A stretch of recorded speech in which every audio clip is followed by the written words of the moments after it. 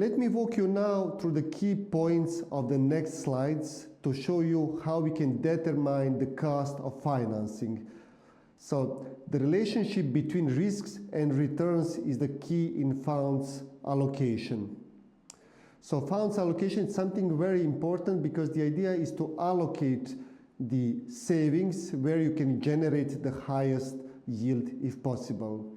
So there you have many different financial actors, okay, who are attracted by your saving. This chart in the middle that you can notice is very interesting because it shows the relationship between the expected yield and the risk. Higher risk, higher yield.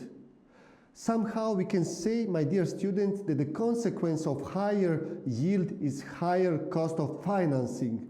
This is why the next slide is extremely important, as it shows how the risk is measured by a rating impacts the cost of financing.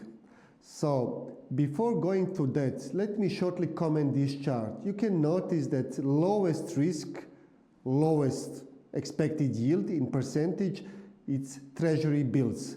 So bills issued by states. We call them risk-free financial instruments. It doesn't mean that the state cannot be in default, but if the state is in default, everyone will be in default. So this is considered to be the lowest risk among all other financial instruments. Then you have some prime grade commercial papers. Then you have long-term government bonds, investment grade government bonds, medium grade bonds. Then you come to the red one, which are the stocks, preferred stocks, a little bit less risky, conservative stocks, and the most risky financial instrument, speculative common stocks. You can see that this is the highest risk, at the same time the highest yield. Let me remind you that the yield can be positive and negative. You can have it, you can get some profit or you can have some losses. Keep in mind, it's very important. Now I will show you the effects on the yields.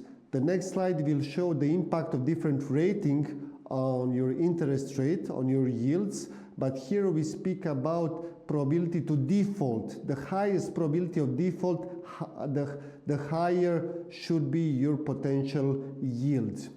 So it's very important that we have the marketability aspect. It means that you have a possibility to sell or to buy without any restriction on the markets.